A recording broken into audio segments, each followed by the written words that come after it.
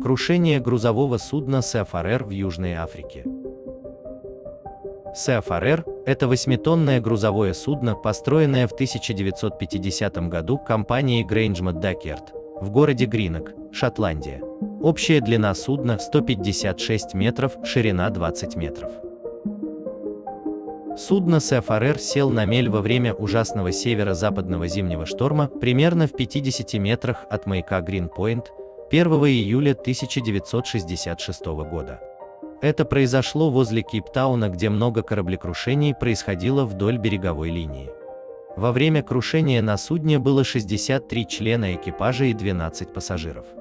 Волны были огромными, пассажирам на тот момент казалось маловероятным, что кто-то выживет. 25-футовые волны, разбивающиеся об судно во время зимних штормов.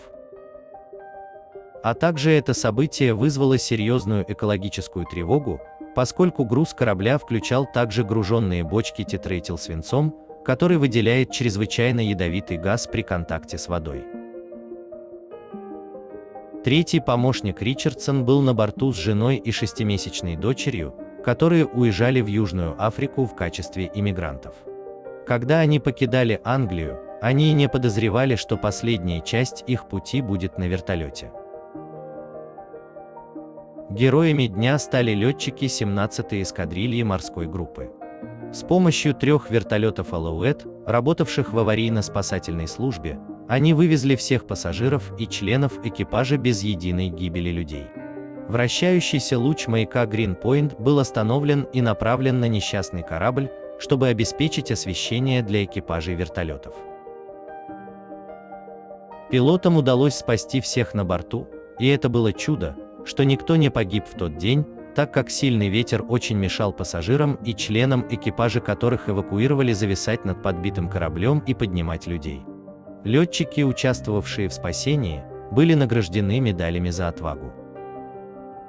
Под непрерывным ударами 25-футовых волн грузовое судно вскоре разбилось и затонуло. Из-за присутствия тетраэтилсвинца на судне, которое затонуло, береговая линия Муй-Пойнт была закрыта для публики на несколько дней, пока дайверы не смогли найти бочки с 44 галлонами тетраэтилсвинца. На борту судна Sea-Farer также находилась партия миниатюрных белых пластиковых лошадок. Когда корабль разбился, их выбросило в море, и их множество было на побережье. Местные жители нашли им множество применений.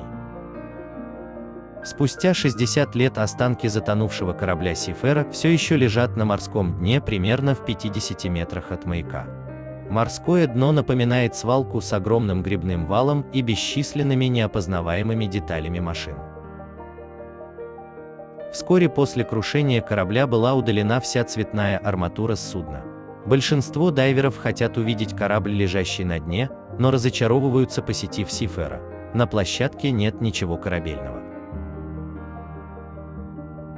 Корабль лежит в воде на глубине около 5 метров, примерно в 50 метрах от берега.